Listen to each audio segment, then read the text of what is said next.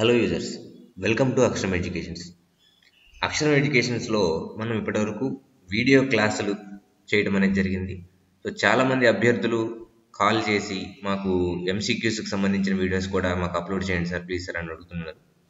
So అందువల్ల ఏంటంటే ప్రతి చాప్టర్కి సంబంధించిన ఎంసీక్యూస్ కూడా మీకు అవైలబుల్లో ఉంచుదామని చెప్పి మేము ప్రయత్నం చేస్తున్నాం. మనం రెగ్యులర్గా మన చాప్టర్స్లో ఏవైతే వీడియోస్ ఉంటాయో ఆ వీడియోస్లో ఉన్న కంటెంట్, వాటి మీద క్వశ్చన్స్ అనేవి మీకు ఇక్కడ ఇవ్వడం అనేది జరుగుతుంది.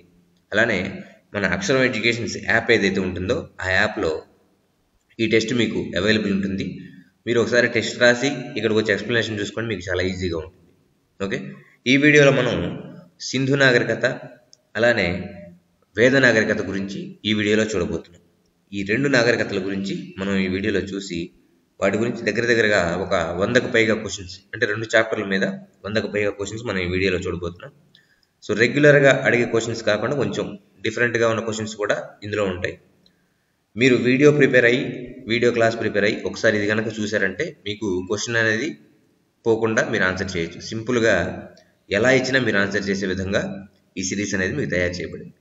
ఓకే, మీరు పర్చేజ్ చేయాలనుకుంటే ఇక్కడ ఉన్న నెంబర్కి మీరు కాల్ చేసి డైరెక్ట్గా పేమెంట్ అనేది చేసేయచ్చు. ఓకే, సరే అండి, ఫస్ట్ క్వశ్చన్స్లోకి వెళ్ళిపోదాం. సో మొదటిగా మనం హిస్టరీ ప్రిపరేషన్ మొదలు పెట్టగానే చూసే ఫస్ట్ టాపిక్ వచ్చేసరికి సింధు నాగరికత. సో ఆ సింధు నాగరికతలో మనకి ఖచ్చితంగా 1 or 2 క్వశ్చన్స్ ఇవ్వడం అనేది జరుగుతుంది. ప్రతి ఎగ్జామ్లో కూడా 1 నుంచి 2 క్వశ్చన్స్ అనేవి ఇస్తారు. సో బేసిక్గా అందరూ బాగా ప్రిపేర్ అయ్యిందంటే ఏ నగరాన్ని ఎవరు కనిపెట్టారు, ఆ నగరంలో లభించినవి ఏంటి, ఇవి బాగా ప్రిపేర్ అవుతుంటారు. అవి కాకుండా రీసెంట్గా ఎగ్జామ్స్లో కొన్ని క్వశ్చన్స్ అనేవి అడగడం జరిగింది. అటువంటి ప్రీవియస్ క్వశ్చన్స్ కానీ, అలానే మనకి సివిల్ సర్వీసెస్లో అడగబడిన క్వశ్చన్స్ ఏవైతే ఉన్నాయో అవి కానీ, వాటిని మొత్తాన్ని కలిపి మనం ఇక్కడ ప్రజెంట్ చేస్తున్నాం. ఒకసారి అవి చూడండి. సో మొట్టమొదటి క్వశ్చన్ వచ్చేసరికి హరప్పా మొహంజోదారో నాగరికతలు, అంటే సింధు నాగరికతలు ఏవైతే ఉన్నాయో వీటిని ఈ హరప్పా మొహంజోదారో నాగరికతలు కనుగొన్న విషయాన్ని కనుక్కున్నది ఎవరు అంటే సర్ జాన్ మార్షల్ అని చెప్పి మనకు విషయం తెలిసిందే. ఓకే, ఈ విషయాన్ని ఏ నగరంలో అతను ప్రకటించాడు అని చెప్పి ఫస్ట్ క్వశ్చన్ అండి. సో ఆప్షన్స్ వచ్చేసరికి ఢిల్లీ, కలకత్తా, లండన్, అలానే ప్యారిస్ అని చెప్పి 4 ఆప్షన్స్ ఇవ్వడం అనేది జరిగింది. సో మనం ఇక్కడ కనుక మనం అబ్జర్వ్ చేసినట్లయితే, సో ఇందులో భాగంగా ఎలిమినేషన్లోకి వెళ్తే మీకు ఆన్సర్ కనుక తెలియకపోతే ఎలిమినేషన్లోకి వెళ్ళచ్చు. దాంట్లో భాగంగా ప్యారిస్ అనేది మీరు ఈజీగా ఇక్కడ రిమూవ్ చేసేయచ్చండి, ఎందుకంటే సంబంధం లేదు కాబట్టి. నెక్స్ట్ మనకి చాప్టర్ స్టార్ట్ చేయగానే మనకి వచ్చే ఫస్ట్ ఆప్షన్ ఏంటి అంటే, ఫస్ట్ పాయింట్ ఏంటి అంటే, అసలు సింధు నాగరికతల గురించి వెలుగులోకి తీసుకొచ్చిన పత్రిక ఏంటి అంటే లండన్ వీక్లీ అనే పత్రిక సింధు నాగరికత గురించి ప్రచురణ చేయడం అనేది జరుగుతుంది.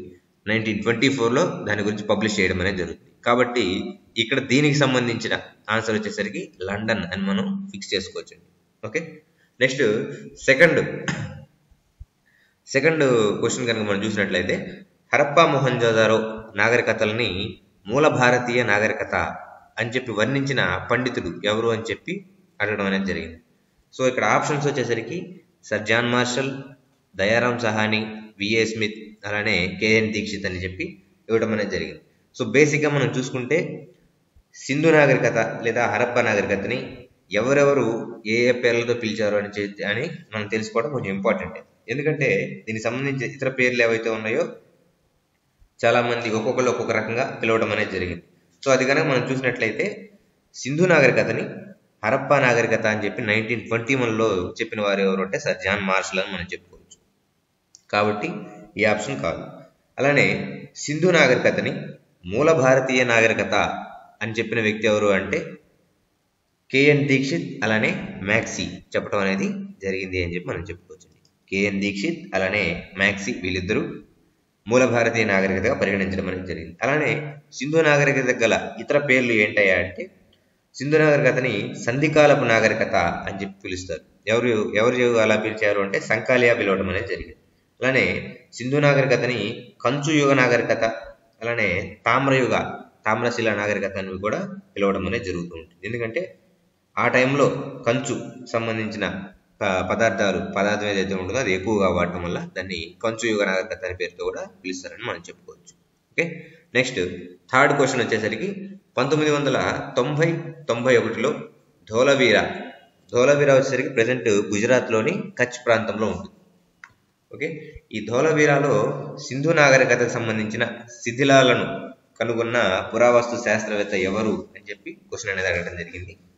దీనికి ఆప్షన్స్ వచ్చేసరికి జేసి జోషి, ఐకే శాస్త్రి, కేఎం బిస్త్, అలానే ఆర్ఎస్ బిస్త్ అని చెప్పి మనకి 4 ఆప్షన్స్ అనేవి ఇవ్వడం అనేది జరిగింది. సో నగరాలు అనే కాన్సెప్ట్ తీసుకుంటే మనకి బేసిక్గా ఏ నగరాన్ని ఎవరెవరు కనిపెట్టారు, అలానే ఆ నగరం యొక్క ప్రత్యేకతలు ఏంటి అని చెప్పి మనం ఖచ్చితంగా చూడాలి. సో అందులో భాగంగానే ధోలవీరా నగరం ఏదైతే ఉంటుందో ఈ నగరం భారతదేశంలో ఉన్నటువంటి గుజరాత్ ప్రాంతంలో దీన్ని కనుగొనడం అనేది జరిగింది.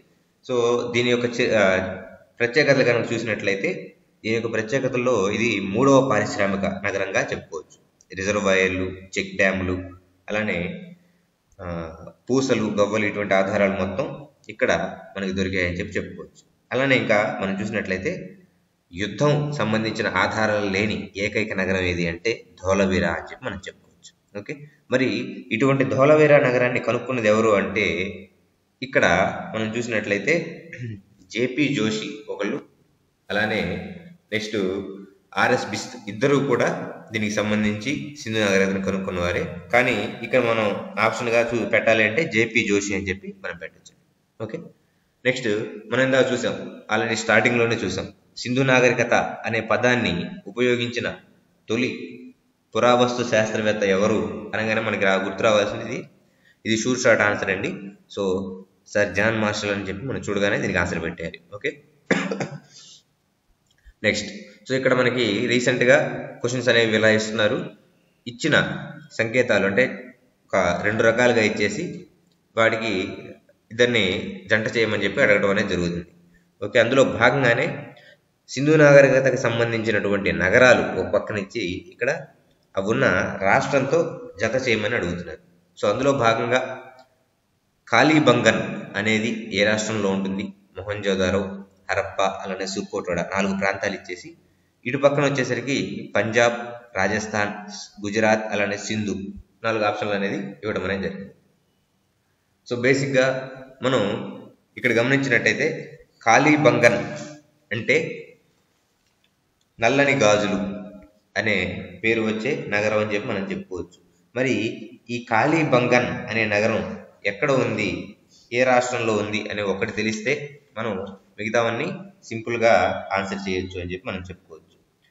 సో ఈ కాళీబంగన్ ప్రస్తుతం రాజస్థాన్ రాష్ట్రంలో ఉంది. కాబట్టి ఇక్కడ ఫస్ట్ ఆప్షన్ వచ్చేసరికి బి. First option B.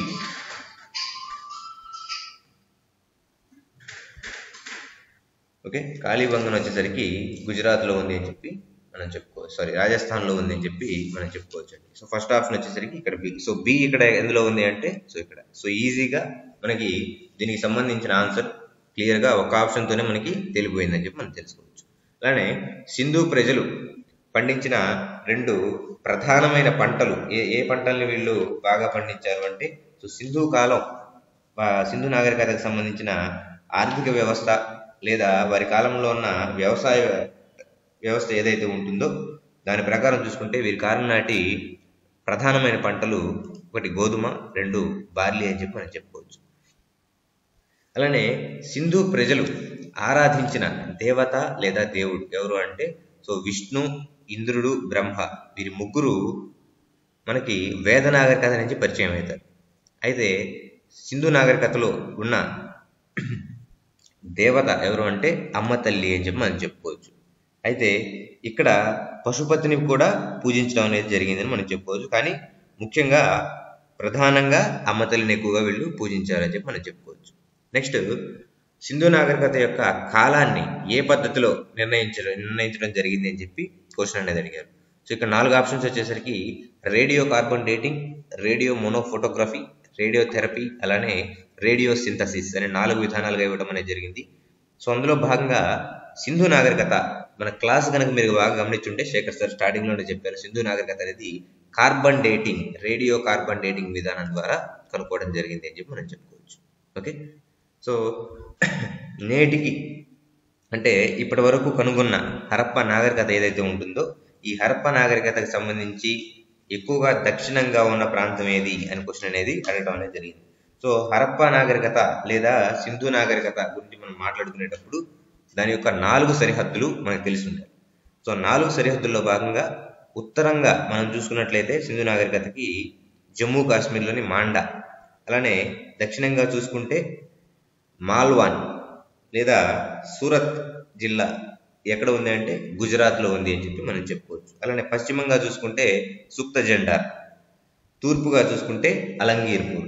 మరి ఈ 4 ఏవైతే ఉన్నాయో ఈ 4 సింధు నాగరికతకి సంబంధించినటువంటి ప్రధానమైన ప్రాంతాలు అని చెప్పి మనం చెప్పుకోవచ్చు, అంటే ప్రధానమైన సరిహద్దులు అని చెప్పుకోవచ్చు. అలానే కొంతమంది ఆదర్శ ప్రకారం ఈ సింధు నాగరికత యొక్క 4 సరిహద్దుల ప్రకారం కనుక మనం చూసుకున్నట్లయితే ఉత్తరంగా జమ్మూ కాశ్మీర్లో మాండా, దక్షిణంగా దైమాబాద్, అలానే తూర్పున అలంగీర్పూర్, పశ్చిమాన సుక్త జెండార్ వరకు విస్తరించి ఉందని మనం చెప్పుకోవచ్చు. ఇక్కడ క్లియర్గా ఆన్సర్ ఏంటి అంటే అంటే మనకి దీనికి సంబంధించి క్వశ్చన్స్ అనేవి చేసినవి మొత్తం సివిల్ సర్వీసెస్ సంబంధించినవి కానీ అలానే ఎన్సీఆర్టీ బుక్స్ సంబంధించినవి కానీ డేటా అనేది తీయడం జరిగింది. సో అందులో భాగంగా మనకి సౌత్ మోస్ట్ వచ్చేసరికి దైమాబాద్ అని మనకి ఇవ్వడం అనేది జరిగింది. ఓకే, దైమాబాద్ దీనికి ఆన్సర్. నెక్స్ట్ ఆచార్య ఎస్ఆర్ రావు ఎక్కడ తవ్వకాలు నిర్వహించారు అని చెప్పి క్వశ్చన్ అనేది అడగడం జరిగింది. సో ఇతను గుజరాత్ రాష్ట్రంలో త్రవ్వకాలు చేసి ఆ రాష్ట్రంలో ఉన్నటువంటి కొన్ని నగరాలని ఈయన కనుగొనడం అనేది జరిగింది. సో అందులో భాగంగా సింధు నాగరికతలో ఉన్నటువంటి ఏకైక సహజ ఓడరేవు అయినటువంటి లోథాల్ నగరాన్ని ఈయన కనిపెట్టడం జరిగింది. లోథాల్ నగరాన్ని కనుక్కునేది ఎవరు అంటే ఆచార్య ఎస్ఆర్ రావు అని చెప్పొచ్చు, 1955 సంవత్సరంలో. సో లోథాల్ గురించి చూసినట్లయితే ఇది మినీ హరప్పా నాగరికత నగరం లేదా కాస్మోపాలిటన్ నగరం అని కూడా దీన్ని పిలవడం అనేది జరుగుతుంది. ఆ కాలంలో ఉన్నటువంటి టైడల్ పోర్ట్ రేవ్ ఏంటి అంటే లోథాల్ అని మనం చెప్పుకోవచ్చు. ఇది ఎక్కడ ఉంది అంటే గుజరాత్లో ఉంది, అహ్మదాబాద్ జిల్లాలో ఉంది అని చెప్పి మనం చెప్పుకోవచ్చు. ఓకే, నెక్స్ట్ మనం ఇందా మాట్లాడుకున్నాం సింధు నాగరికత గురించి. దీన్ని మళ్ళీ ఎలా పిలుస్తారు అంటే సింధు నాగరికత అనేది తామ్రశిలాయుగానికి చెందిన నాగరికత అని చెప్పి మనం ఇందాక స్టార్టింగ్లోనే మాట్లాడుకున్నాం. ఓకే, సింధు ప్రజలు మధ్య ఆసియాలోని ఏ దేశంతో విదేశీ వ్యాపారాన్ని కొనసాగించారు అంటే మనం సింధు నాగరికత యొక్క సమకాలీన నాగరికతలు అని మనం వీడియో క్లాస్లో ఆల్రెడీ చూసాం. అందులో భాగమైనటువంటి మెసపటోమియా నాగరికత ఏదైతే ఉంటుందో ఈ మెసపటోమియా నాగరికతలో ఉన్న ప్రజలతో వీరు విదేశీ వ్యాపారాన్ని బాగా చేశారు అని చెప్పి మనం చెప్పుకోవచ్చు. సో ఇప్పుడే మనం క్వశ్చన్ అనేది చూడటం జరిగింది. నావల్ డాక్యార్డ్ అనేది సింధు నాగరికత ఎక్కడ ఉంది అంటే దీనికి ఆన్సర్ లోథాల్ అని మనం చెప్పొచ్చు. ఓకే, అలానే క్వశ్చన్స్ ఒక్కొక్కసారి ఇలా కూడా ఇస్తుంటారు, రావి నది ఒడ్డున. ఓకే, రావి నది ఒడ్డున కేంద్రీకృతమైన సింధు నాగరికత యొక్క స్థావరం ఏంటి అని.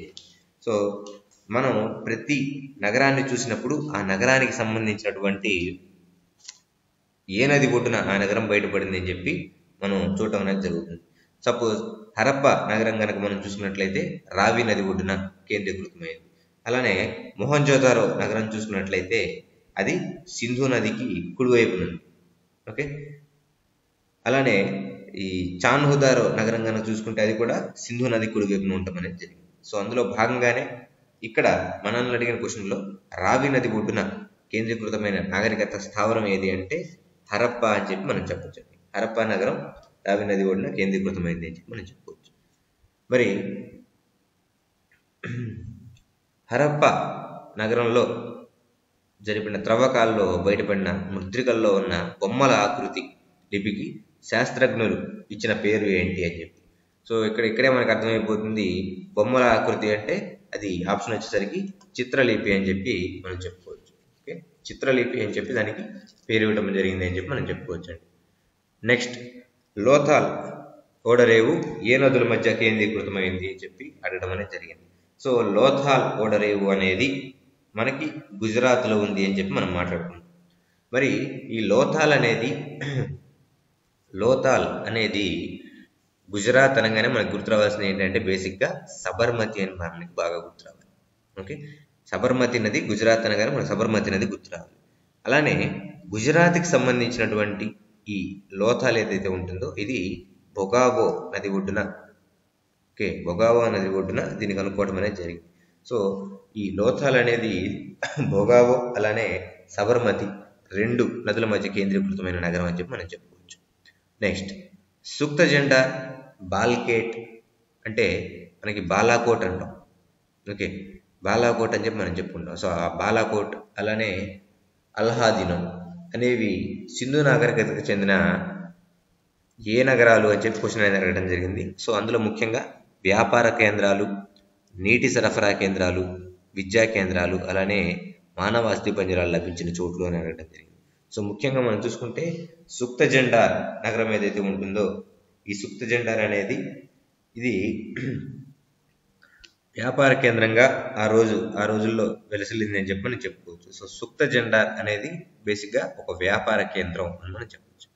నెక్స్ట్ క్వశ్చన్ వచ్చేసరికి చాన్హుదారో. సో హరప్ప నాగరికతలో ఉన్నటువంటి మొహంజోదారో తర్వాత కొంచెం పెద్దదైన నగరం వచ్చేసరికి చాన్హుదారో అని మనం చెప్పుకోవచ్చు. సో ఇక్కడ చాన్హుదారోలో త్రవ్వకాలు నిర్వహించిన వారు అని చెప్పి క్వశ్చన్ అనేది అడగడం జరిగింది. సో ఇక్కడ మనం బేసిక్గా మనం గుర్తుపెట్టుకోవాల్సింది ఏంటంటే చాన్హుదారో నగరాన్ని కనుక్కుంది ఎవరు అని అడగలేదు. ఇక్కడ చాన్హుదారో నగరాల్లో త్రవ్వకాలు నిర్వహించింది ఎవరు అని అడిగారు. సో కనుగొన్నది ఎవరు అంటే ఎన్సి మజుందార్ అని చెప్పుకోవచ్చు. కానీ ఇక్కడ త్రవ్వకాలు నిర్వహించింది ఎవరంటే ఈజేహెచ్ మెక్కే అని మనం చెప్పుకోవచ్చు. మెక్కే. ఓకే, నెక్స్ట్ సింధు నాగరికత కేంద్రాల్లో అధిక పరిశ్రమలు కలిగి ఉన్న ప్రాంతం ఏది అని చెప్పి మనం క్వశ్చన్ అనేది అడగడం జరిగింది.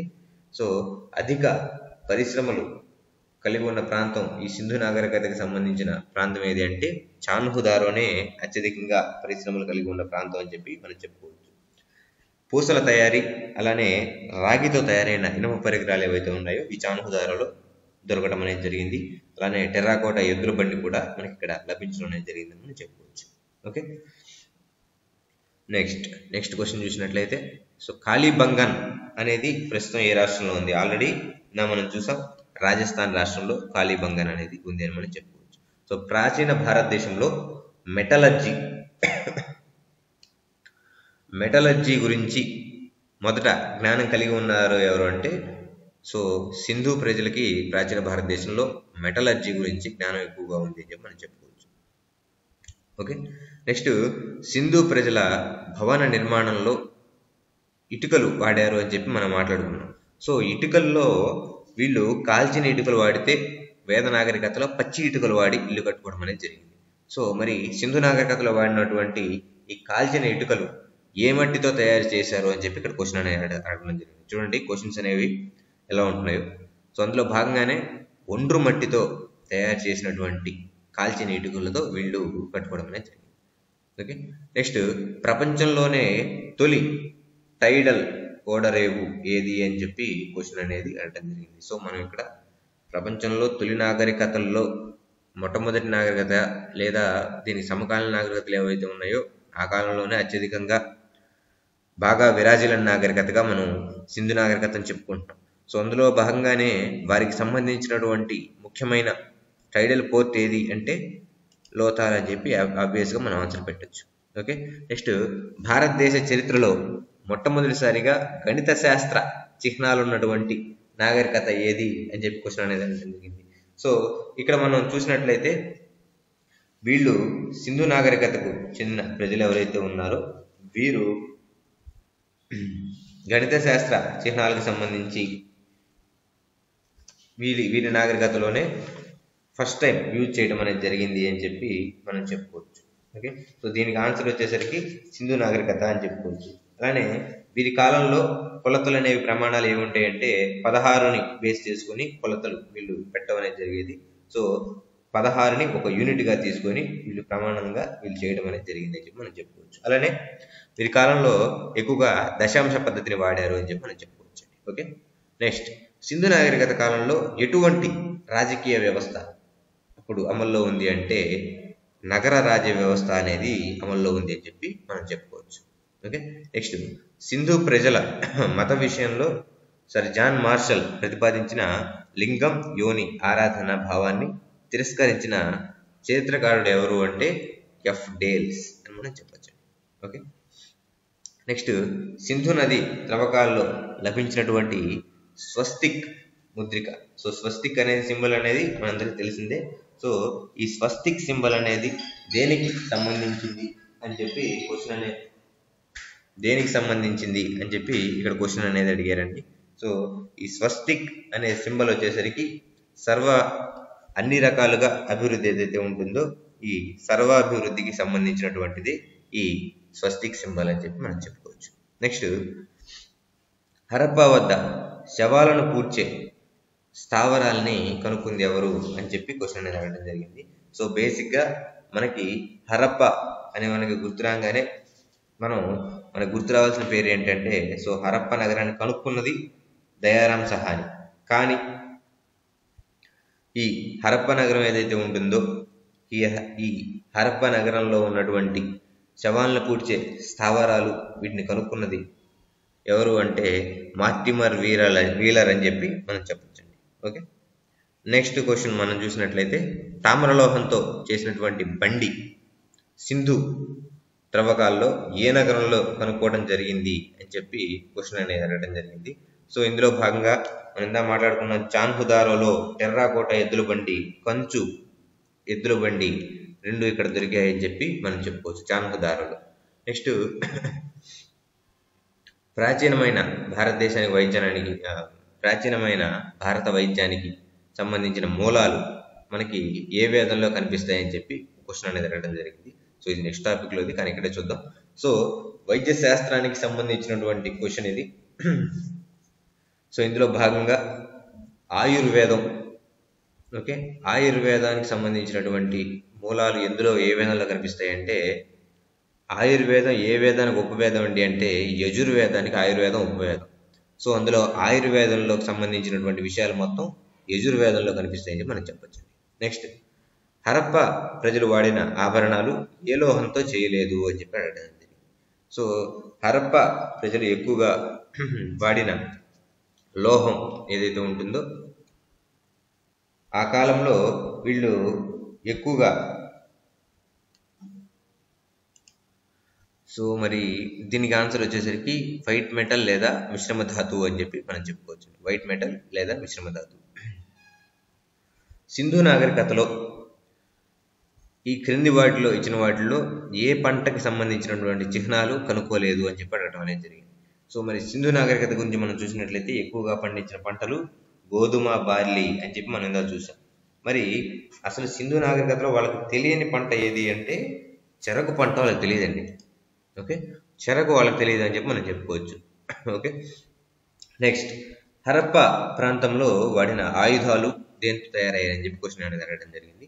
సో హరప్పాలో ఈ శిల, రాగి, కంచు వీటన్నిటి ద్వారా చేసినటువంటి ఆయుధాలు హరప్పాలో ఉన్నాయని చెప్పి మనం చెప్పుకోవచ్చు అండి.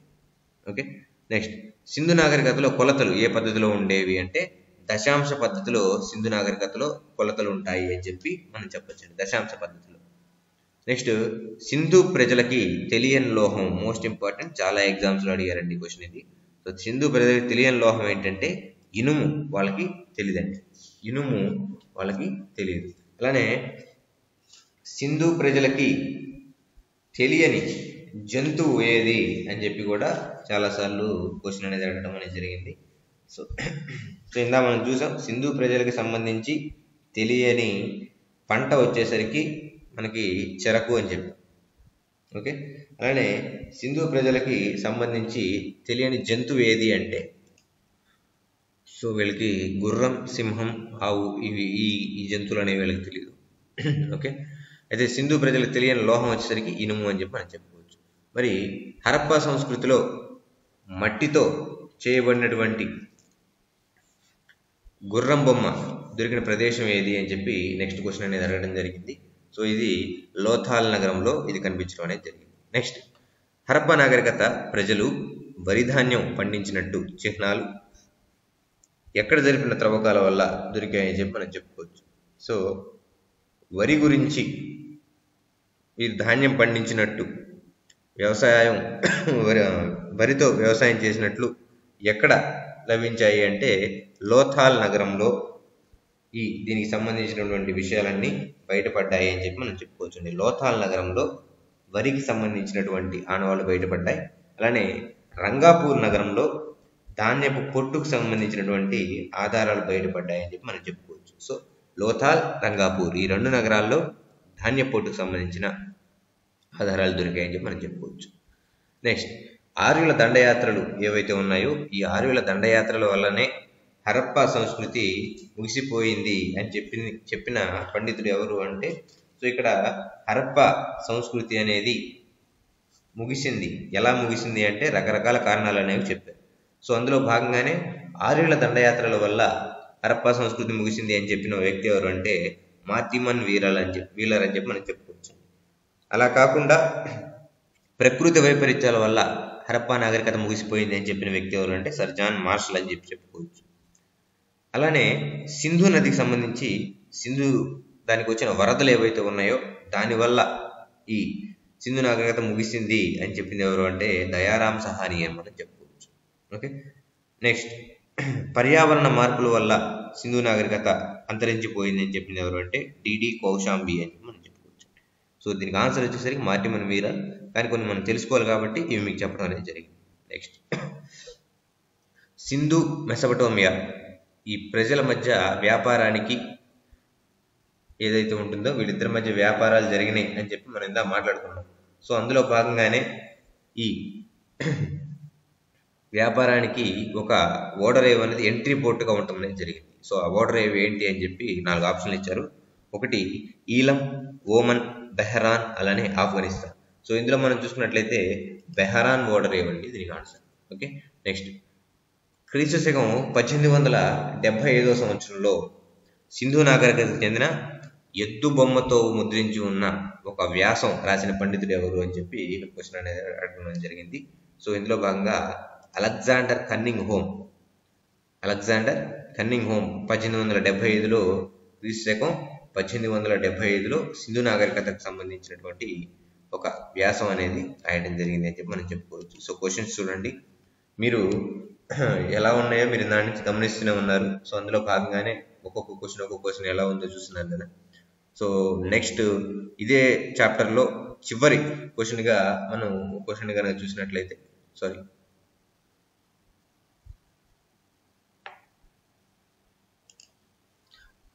సో దీనికి ఆన్సర్ వచ్చేసరికి అలెగ్జాండర్ కన్నింగ్ హోమ్ అని చెప్పి మనం చెప్పుకోవచ్చు అండి. నెక్స్ట్, ఈ క్రింది వాణిలో ఇండో ఆరియన్ భాష కానిది అని చెప్పి అడగడం అనేది జరిగింది. సో ఆ కాలంలో ఇండో ఆరియన్ భాష కానిది ఏంటంటే అరబిక్ భాష అని చెప్పి మనం చెప్పొచ్చండి. ఓకే, సో ఇది సింధు నాగరికతకు సంబంధించినటువంటి టాపిక్ అనేది. సో ఇందులో భాగంగా మనం ఎన్ని క్వశ్చన్స్ చూసామంటే 41 క్వశ్చన్స్ మన సింధు నాగరికత గురించి మనం చూడటం అనేది జరిగింది. ఓకే, నెక్స్ట్ మనం చూడబోయే టాపిక్ వచ్చేసరికి వేద నాగరికత అనే టాపిక్ని మనం చూడబోతున్నాం ఇందులోనే. సో వేద నాగరికత గురించి మనం చూసినట్లయితే ఆర్య నాగరికత లేదా వేద నాగరికత అని చెప్తారు. సో ఆర్యుల యొక్క జన్మస్థలం అనేది ఏంటి అనేది అత్యధికంగా పండితులు అంగీకరించిన ప్రాంతం ఏది అంటే మనం ఏం చెప్పాలి అంటే సో హంగరీ మైదానం ఏదైతే ఉంటుందో ఈ హంగరీ మైదానాన్ని అత్యధికంగా ఆర్యులు వీళ్ళు ఈ ప్రాంతం నుంచే జన్మించి ఈ ప్రాంతంలో జన్మించి వీరు మన దేశానికి రావడం అనేది జరిగింది అని చెప్పి హంగరీ మైదానం గురించి చెప్పడం అనేది జరిగింది. అలానే నెక్స్ట్ క్వశ్చన్, ప్రపంచమే భగవంతుడే నా ఆత్మ అని చెప్పిన అనే భావాన్ని వ్యక్తం పరిచినవి ఏవి అంటే సో ఇక్కడ 4 ఆప్షన్స్ ఇచ్చారు. ఒకటి ఋగ్వేదం, రెండోది బ్రాహ్మణాలు, మూడోది బ్రహ్మసూత్రాలు, నాలుగోది ఉపనిషత్తులు అనే ఆప్షన్ అనేది ఇవ్వడం అనేది జరిగింది. సో ఇందులో మనం చూసినట్లయితే బ్రహ్మసూత్రాలు ఏవైతే ఉన్నాయో సో ఈ బ్రహ్మసూత్రాల్లో భాగంగా ఈ ప్రపంచమే భగవంతుడు అలానే భగవంతుడే నా ఆత్మ అనే ఆప్షన్ని ఈ బ్రహ్మసూత్రాల్లో చెప్పడం అనేది జరిగింది అని చెప్పి మనం చెప్పుకోవచ్చు. ఓకే, నెక్స్ట్ క్వశ్చన్ మనం చూసినట్లయితే ఈ క్రింది వానిలో గాయత్రి మంత్రం ఏ వేదంలో ఉంది అని చెప్పి క్వశ్చన్ అనేది అడగడం జరిగింది. సో గాయత్రి మంత్రం అనేది ఋగ్వేదంలో ఉంది అని చెప్పి మనం చెప్పుకోవచ్చు. సో ఋగ్వేదంలో ఉన్నటువంటి ఈ గాయత్రి మంత్రం ఎన్నో మండలంలో ఉంది అంటే 3వ మండలంలో ఉంది గాయత్రి మంత్రం. ఓకేనండి, 3వ మండలంలో ఉన్నటువంటి ఈ గాయత్రి మంత్రం ఏదైతే ఉంటుందో ఈ 3వ మండలంలో ఉన్నటువంటి ఈ గాయత్రి మంత్రం ఎవరి గురించి ప్రస్తావిస్తుంది అంటే సావిత్రిదేవి గురించి ఈ ప్రస్తావన అనేది ఉంటుంది అని చెప్పి చెప్పచ్చండి. ఓకే, నెక్స్ట్ పురాణాలు ఎన్ని అని చెప్పి క్వశ్చన్ అనేది అడగడం జరిగింది. సో 18 పురాణాలు అంటే మనకి అష్టాదశ పురాణాలు అంటాము. సో అష్ట అంటే 8, దశ అంటే 10. సో అష్టాదశం అంటే 18 పురాణాలు మొత్తం మనకి.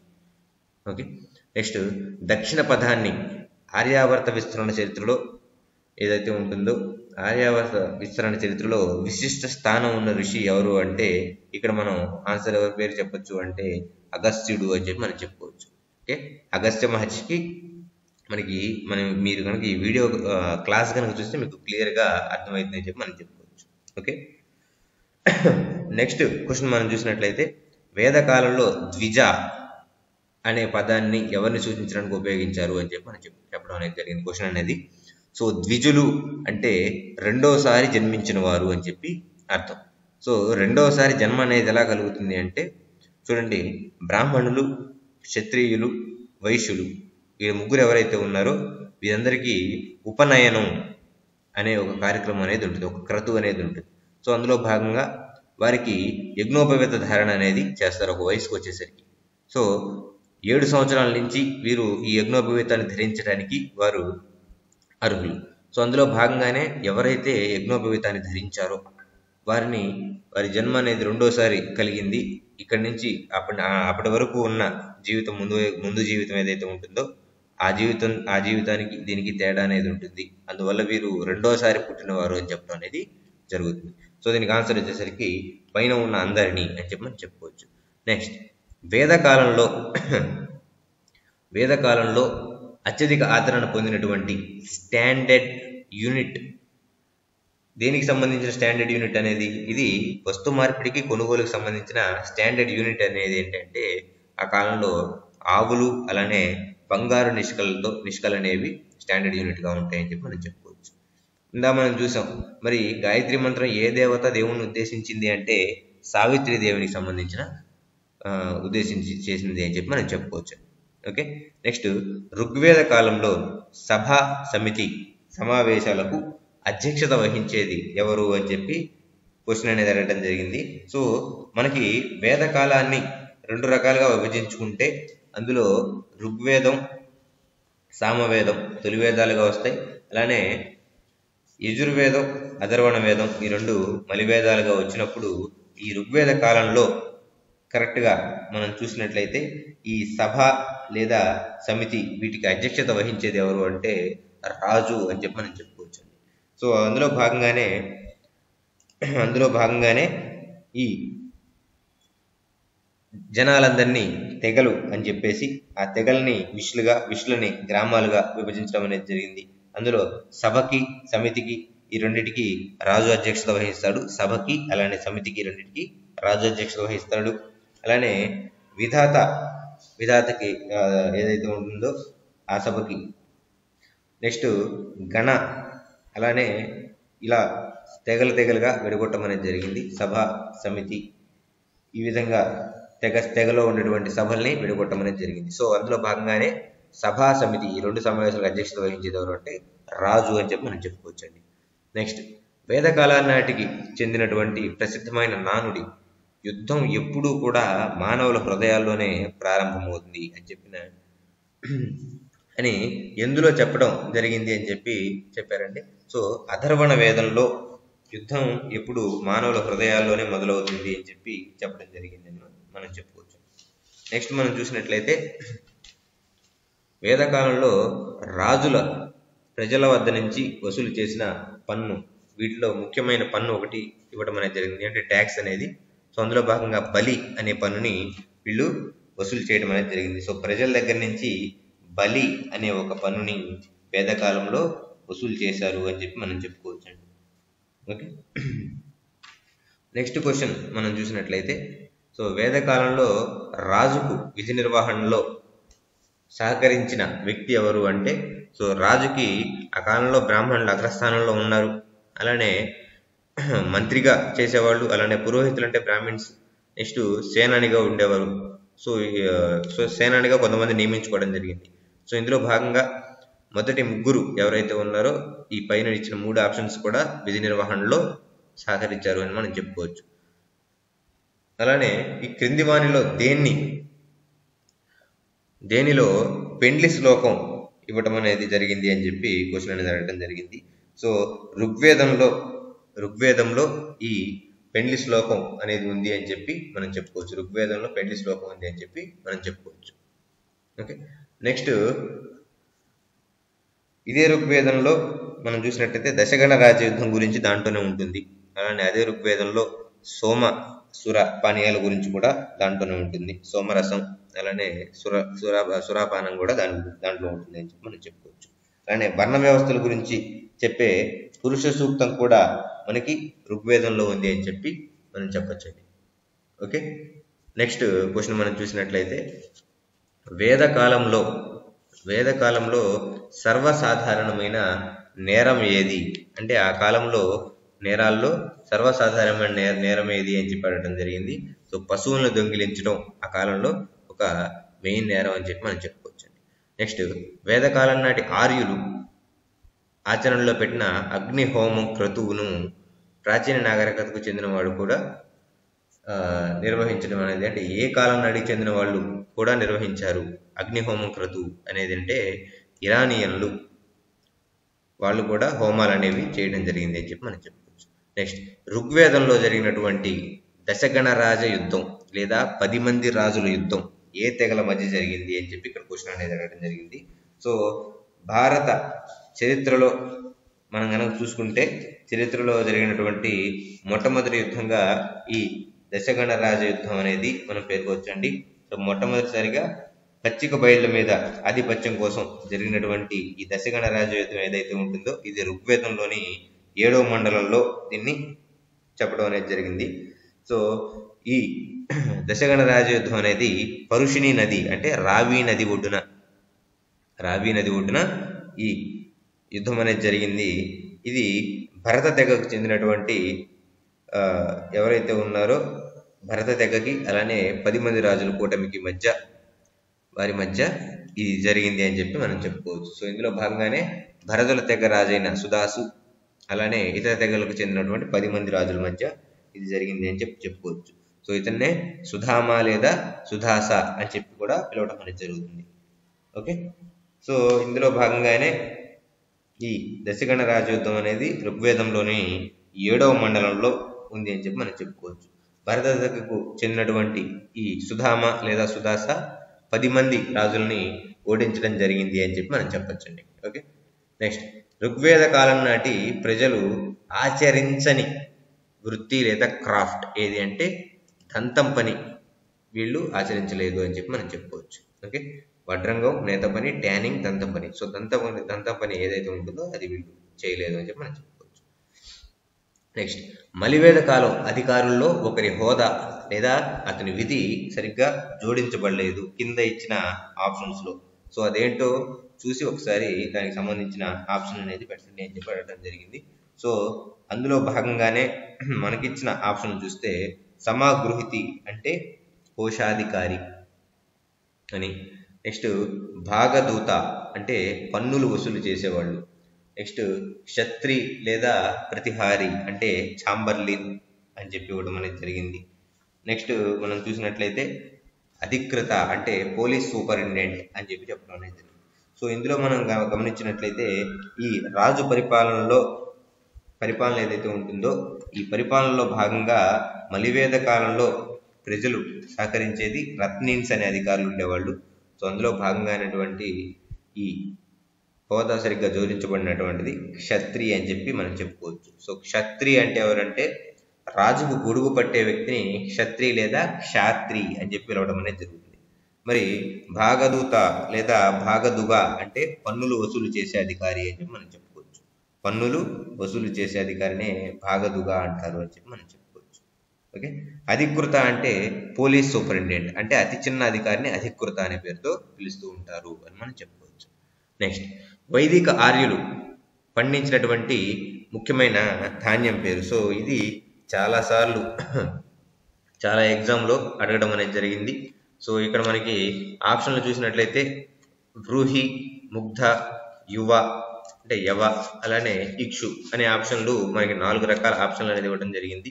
సో ఇందులో భాగంగానే ఈ వైదిక ఆర్యులు ఎవరైతే ఉన్నారో వారు పండించినటువంటి ధాన్యం ఏంటి అంటే మనం బాగా గమనించినట్లయితే యవ అని చెప్పి మనం చెప్పొచ్చండి. సో యవలు ఏదైతే ఉంటాయో వీరు ఎక్కువగా పండించారు అని చెప్పి మనం చెప్పొచ్చండి. యవ. నెక్స్ట్, సంగీతానికి ఆధారమైన వేదం ఏది అంటే మనం చూడగానే సామవేదం అని చెప్పి దీనికి ఆన్సర్ పెట్టేయచ్చు. ఓకే, యజుర్వేదం, సామవేదం, ఋక్ సంహిత, ఋగ్వేదం 4 ఆప్షన్లు ఇచ్చారు. సామవేదం సంగీతానికి సంబంధించినది మనం చెప్పుకోవచ్చు. మరి వైదిక సంస్కృతిలో సంపన్నుడిని, సంపన్నుడిని బాగా డబ్బులు ఉన్న వాళ్ళు ఎవరైతే ఉంటారో వారిని సూచించడానికి వాడే పదం ఏ గోమట్, బి కులప, సి విధాత, డి పైవేవిక ఉన్నారు. సో ఇక్కడ మనకు ఆప్షన్ వచ్చేసరికి గోమట్ అని చెప్పి మనం చెప్పుకోవచ్చు. ఓకే, వేదకాలంలో ప్రజాపతి అని ఎవరిని పిలిచేవారు అంటే ఎవరైతే పచ్చిక బయళ్ళ మీద అధికారి ఎవరైతే ఉన్నారో వారిని ప్రజాపతి అని పిలవడం. మరి ఎందుకు వీళ్ళంతా దీనికి ఎంత ఇంపార్టెన్స్ ఇస్తున్నారు పచ్చిక బయళ్ళకి గురించి అంటే ఆ కాలంలో వారు ఎక్కువగా వ్యవసాయం మీద కాన్సన్ట్రేట్ చేయకపోయినా పశుపోషణ మీద ఎక్కువ కాన్సన్ట్రేట్ చేశారు. పశువులకి ఈ పచ్చిక బయళ్ళే కావాలి మేత వేయటానికి కాబట్టి. సో దానికి సంబంధించి జరిగినదే దశకంఠ రాజ యుద్ధం అని కూడా మనం చెప్పుకోవచ్చండి. ఓకే, నెక్స్ట్, ఋగ్వేదంలో ఉన్నటువంటి రుక్కుల సంఖ్య అంటే ఎన్ని శ్లోకాలు అనేవి ఉన్నాయంటే 10-17 శ్లోకాలు దాంట్లో ఉన్నాయని చెప్పి మనం చెప్పుకోవచ్చు. మరి శుక్ల యజుర్వేదానికి ఉన్నటువంటి అనుబంధంగా ఉన్నటువంటి శతపథ బ్రాహ్మణం ఏదైతే ఉంటుందో ఈ శతపథ బ్రాహ్మణాన్ని రచించింది ఎవరు అంటే అథర్వాయు పూజారులు అని చెప్పి మనం చెప్పుకోవచ్చు. నెక్స్ట్, పూర్తిగా మనకి ఎన్ని ఉపనిషత్తులు ఇప్పుడు లభ్యంలో ఉన్నాయంటే 300 ఉపనిషత్తులు మనకి ప్రస్తుతానికి లభ్యంలో అందుబాటులో ఉన్నాయని చెప్పి మనం చెప్పుకోవచ్చు. నెక్స్ట్, కౌశితకి అరణ్యకం ఏ వేదానికి సంబంధించినది అని చెప్పి అడిగారు. సో కౌశితకి అనే ఈ అరణ్యకం ఏ వేదానికి సంబంధించింది అంటే ఋగ్వేదానికి సంబంధించి మెయిన్గా 6 అరణ్యకాలు ఉంటాయండి. ఓకే, ఋగ్వేదానికి సంబంధించినటువంటి మెయిన్గా 6 అరణ్యకాలు ఉంటాయి. సో అందులో భాగంగానే ఈ కౌశితకి సంబంధించిన బ్రాహ్మణం అనేది మనం చెప్పుకోవచ్చు. అలానే ఈ కౌశితకితో పాటుగా ఐతరేయ, శతపథ, తైతరీయ, జైమినీయ, తాండ్యమాన ఇవన్నీ కూడా అరణ్యకాలు అని చెప్పి మనం చెప్పుకోవచ్చు. ఓకే, కౌశితకి వచ్చేసరికి ఋగ్వేదానికి సంబంధించినటువంటి అరణ్యకం అని చెప్పి మనం చెప్పుకోవచ్చు. మరి ఈ క్రింది విదుషీమణుల్లో ఒకరు వేద కాలానికి చెందినవారు కారు అని చెప్పడం జరిగింది. సో మహిళలకి తొలి వేద కాలంలో వారికి ఇచ్చిన వాల్యూ చాలా ఎక్కువ. సో అందులో భాగంగానే మహిళలు ఆ టైంలో మరి పౌరోహిత కార్యక్రమాల్లో వాళ్ళు పాల్గొనడం జరిగింది. అలానే పురుషులతో పాటు సమానంగా వారు ఆ టైంలో పనులు చేయడం అనేది కూడా జరిగింది. సో అందులో భాగంగానే ఆ కాలంలో ఉన్నటువంటి గార్గి, స్వయంవర, లోపముద్ర వీరు ఎవరైతే ఉన్నారో సో వీరందరూ ఋగ్వేద కాలం నాటికి చెందినవారు, వేద కాలాల నాటికి చెందినవారు అని చెప్పుకోవచ్చు.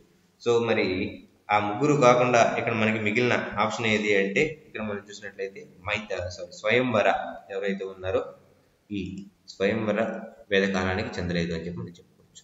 మరి ఆర్యులు, ప్రాచీన ఇరానీయులు వీళ్ళిద్దరూ పూజించిన ఒకే ఒక దేవుడు ఎవరంటే సో బేసిక్గా ఆర్యులు భారతదేశానికి రావటమే అగ్నిని వెంట పెట్టుకొని వచ్చారు అని చెప్పి ఒక వాదన అనేది ఉంది. సో అందులో భాగంగానే ఆర్యులు అలానే ఇరానీయులు ఆరాధించిన దేవుడు ఎవరంటే అగ్ని. అందువల్లే వీళ్ళు హోమాలు చేశారని కూడా చెప్పడం తెలుసు. మరి ఏ వైజ్ఞానిక శాస్త్రంలో ఆర్యులకి సంబంధించినటువంటి వారు ఎవరైతే ఉన్నారో వారికి ప్రావీణ్యం లేదు అంటే కెమిస్ట్రీ అనేది వాళ్ళకి తెలియదండి. ఓకే, కెమిస్ట్రీ రసాయన శాస్త్రం అనేది వాళ్ళకి తెలియదు అని చెప్పి మనం చెప్పుకోవచ్చు. నెక్స్ట్, వేదకాలం నాటి ఈ విజ్ఞాన శాస్త్ర శాఖ ఆధునిక మేధావుల ప్రశంసలు అందుకుంటూ ఉంది అని చెప్పి మనం చెప్పుకోవచ్చు. ఏది అంటే గణిత శాస్త్రం అనేది వేదకాలం నాటి నుంచి అందుబాటులో ఉంది. సో ఇది ప్రజెంట్ ఇంకా అందరికీ ఇంకా రన్ అవుతూనే ఉంది కాబట్టి అందువల్ల మేధావుల ప్రశంసలు ఆ టైంలో అందుకుంది అని చెప్పి చెప్పడం జరిగిందండి. ఓకే, నెక్స్ట్ క్వశ్చన్ చూసినట్లయితే శ్రాత సూత్రం అనేది ఏ విషయాన్ని గురించి చెబుతుంది? శ్రౌత సూత్రం అనేది దేని గురించి చెప్తుందంటే ఒక మతం ఏదైతే ఉంటుందో ఈ మతానికి సంబంధించినటువంటి ఆచారాల గురించి చెప్పేదే ఈ శ్రౌత సూత్రం అని చెప్పి మనం చెప్పుకోవచ్చు. ఓకే, అంటే యజ్ఞయాగాలు, అలానే రాజు చేయాల్సిన యజ్ఞయాగాలు ఏవైతే ఉన్నాయో వాటి గురించి చెప్పేది బేసిక్గా శ్రౌత సూత్రం. సో మనకి బేసిక్గా సూత్రాలు 4 రకాలు. అందులో ఒకటి శుల్వ సూత్రం, శ్రౌత సూత్రం, ధర్మ సూత్రం, అలానే గృహస్థ సూత్రం. సో ఇందులో భాగంగానే శ్రౌత సూత్రం అనేది మత సంబంధమైన ఆచారాలు ఏవైతే ఉన్నాయో వాటి గురించి చెప్తుంది అని మనం చెప్పచ్చు. ఓకే, నెక్స్ట్ క్వశ్చన్, వేదకాలం నాటి చాతుర్వర్ణ వ్యవస్థ అనేది ఏ వేదంలో దాని గురించి ఏ వేదంలో చర్చ అనేది ఉంది అని చెప్తే మనం చూడగానే ఆన్సర్ పెట్టేది ఋగ్వేదంలోని పురుష సూక్తంలో చాతుర్వర్ణ వ్యవస్థ అనేది ఉంది. ఓకే, సో వర్ణ వ్యవస్థలో 4 రకాలుగా వర్ణించారు అని చెప్పి మనం చెప్పుకున్నాం కదండి. సో అందులో భాగంగానే ఋగ్వేదంలో పురుష సూక్తంలో ఉంది అని చెప్పి మనం చెప్పుకోవచ్చు. మరి ఈ క్రింది వాటిలో ఉపవేదంగా, సో వేదాలు 4 అని చెప్పుకున్నాం. ఆ 4 వేదాలలో ప్రతి వేదానికి ఒక ఉపవేదం అనేది ఉంది. మరి ఈ క్రింది వాటిలో ఉపవేదంగా గుర్తించిన వేదం ఏది అంటే, సో బేసిక్గా మనం చూస్తే ఋగ్వేదానికి ఉపవేదం ఏంటి అంటే ఆయుర్వేదం అని చెప్పొచ్చు. మరి యజుర్వేదానికి ఉపవేదం ఏది అంటే ధనుర్వేదం అని చెప్పి మనం చెప్పొచ్చు. మరి సామవేదానికి ఉపవేదం ఏది అంటే గాంధర్వ వేదం అని చెప్పొచ్చు. మరి అథర్వణ వేదానికి ఉపవేదం ఏది అంటే శిల్ప వేదం అని చెప్పొచ్చు. మరి ఇక్కడ ఆ 4 కాకుండా ఉన్న ఆప్షన్ ఏదయ్యా అంటే మనం గమనిస్తే వ్యాకరణ వేదం అని చెప్పి ఈజీగా ఆన్సర్ చేయొచ్చు. మరి ఈ క్రింది వాటిలో ఒకటి పురాణం కాదు, ఆ పురాణం కానిది ఏంటి అని చెప్పి ఇక్కడ మనల్ని క్వశ్చన్ అనేది అడగడం జరిగింది. సో విష్ణు పురాణం, పద్మ పురాణం, వాయు పురాణాలు కానీ లక్ష్మీ పురాణం అనేది లేదండి. ఓకే, నెక్స్ట్, ఈ క్రింది వానిలో వేదాంగాలలో భాగం కానిది ఏది అంటే వ్యాకరణం, జ్యోతిష్యం, నిరుక్తం, వచనం అని 4 ఆప్షన్లు ఇచ్చి వీటిలో వేదాంగాలలో ఏది కాదు, ఏది లేదు అని చెప్పి అడగడం జరిగింది. సో బేసిక్గా మనం వేదాంగాలు చూస్తే, ఎందుకు వేదాంగాలు అంటే వేదాల్ని అధ్యయనం చేయడానికి ఉపయోగపడే వాటిని వేదాంగాలు అంటాము. సో అందులో భాగంగానే వేదాంగాలు మనకి శిక్ష, వ్యాకరణం, ఛందస్సు, జ్యోతిష్యం, కల్ప, నిరుక్త. సో ఇవన్నీ చూసుకుంటే మనకి వేదాంగాలు అని చెప్పచ్చు. మరి ఇక్కడ ఇచ్చిన ఆప్షన్లో మనకి లేనిది ఏంటి అంటే వేదాంతం అని చెప్పి మనం చెప్పచ్చండి. సరే, మరి ఇక్కడ ఇచ్చిన ఆప్షన్స్లో మనకి లేనిది ఏంటి అంటే వచనం అని చెప్పి మనం చెప్పచ్చండి. ఓకే, నెక్స్ట్, ఋగ్వేద కాలంలో గణరాజ్యాల మధ్య యుద్ధాలు ఎందుకు జరిగాయి అని చెప్పి మనం ఇందాక చూసినట్లయితే ఆవుల కోసం యుద్ధాలు జరిగేవి. సో గోవు వీళ్ళకి అత్యంత పవిత్రమైన జంతువు. సో దానికోసం ఆ కాలంలో బాగా యుద్ధాలు జరిగాయని చెప్పి మనం చెప్పుకోవచ్చు. మరి ఋగ్వేద కాలంలో కపత్నిత్వం అంటే ఏంటి అంటే కపత్నిత్వం అంటే ఒక పురుషునికి ఒక భార్య ఉండటాన్ని కపత్నిత్వం అని పేరుతో పిలవడం అనేది జరిగింది అని మనం చెప్పుకోవచ్చు. మరి వేదకాలంలో వాడుకలో ఉన్నటువంటి నియోగ అనే పదం దేన్ని సూచిస్తుంది అంటే ఒక భార్యాభర్తలు ఎవరైతే ఉన్నారో ఆ భార్యాభర్తల్లో భర్త కాలం చేస్తే ఆ స్త్రీ ఎవరైతే ఉన్నారో ఆ స్త్రీ నాకు కుమారుడు జన్మించే వరకు ఆమె బావగారితో కలిసి జీవించే పద్ధతిని నియోగ అనే పద్ధతి అంటారు అని చెప్పి మనం చెప్పుకోవచ్చు. మరి నవ్వే డేస్ అంటే ప్రజెంట్ టైమ్స్లో కనుక మనం చూసినట్లయితే దీన్ని దేవరన్యాయం అనే పేరుతో పిలుస్తున్నారు మనం చెప్పొచ్చు. దేవరాన్యాయం అనే పేరుతో పిలుస్తున్నారు. ఓకే, నెక్స్ట్ మనం చూసినట్లయితే నెక్స్ట్ క్వశ్చన్ చూసినట్లయితే ఉపనిషత్తులకు గల మరొక పేరు ఏంటి అనేది అడగడం అనేది జరిగింది. వేదాంతాలు అంటారండి ఉపనిషత్తులు. ఓకే, నెక్స్ట్, వేదకాలంలో పుషాన్ అనే దేవత దేనికి సంబంధించిన దేవత అయినా అంటే వేదకాలంలో పశువులకు సంబంధించినటువంటి దేవతని పుషాన్ అనే పేరుతో వాళ్ళు పిలవడం అనేది జరిగింది. మరి ఇనుము మనం సింధు నాగరికతలో వాళ్ళకి ఇనుము తెలియదని చెప్పుకున్నాం. మరి వేద నాగరికతలో వీళ్ళకి ఇనుము తెలుసు.